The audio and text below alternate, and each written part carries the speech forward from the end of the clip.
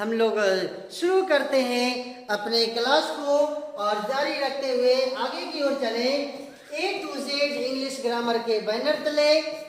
तो जैसा कि पिछला क्लास में हमने आप लोगों को कॉमन जेंडर की तरफ इशारा किया था और कुछ क्वेश्चन लाने की बात किया था और बताया था कि इन सारी बातों को बताएंगे और कमेंट्स के माध्यम से हमें बताएंगे। आज उन सारे प्रॉब्लम को मैं आज सोल्व करने की कोशिश किया हूँ।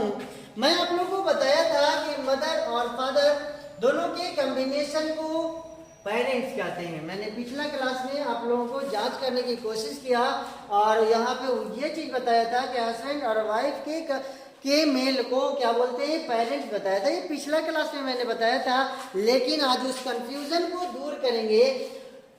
माँ और पिता दोनों के कॉम्बिनेशन को पेरेंट्स कहते हैं। दोनों के कॉम्बिनेशन को क्या कहते हैं, पेरेंट्स कहते हैं। और हस्बैंड और वाइफ के कॉम्बिनेशन को स्पाउस कहा जाता है।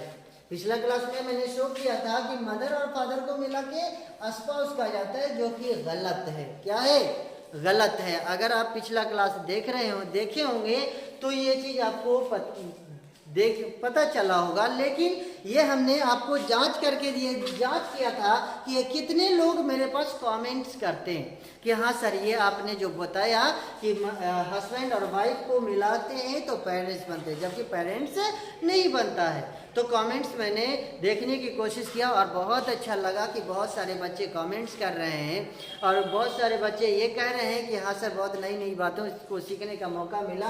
तो आज मैं इस कंफ्यूजन को दूर कर देता हूँ कि माँ और पिता ये दोनों के कॉम्बिनेशन को पेरेंट्स कहा जाता है।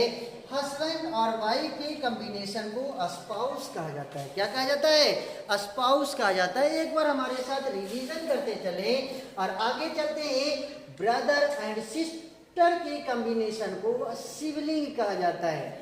ब्रदर एंड सिस्टर के कॉम्बिनेशन को क्या बोला जाता है, सिबलिंग कहा जाता है। और नाइस और निफ्यू के कॉम्बिनेशन को निबलिंग कहा जाता है।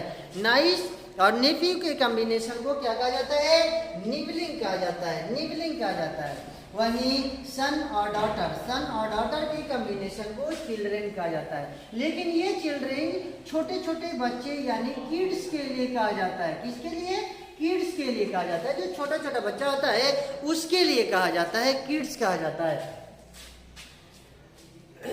ये जो क्वेश्चन था 2-4, इसको मैंने पिछला क्लास में आप लोगों को कमेंट्स करने के लिए बताया था और बहुत सारे बच्चों का कमेंट्स आया भी और मैंने उसे देखा भी, बहुत अच्छा लगा।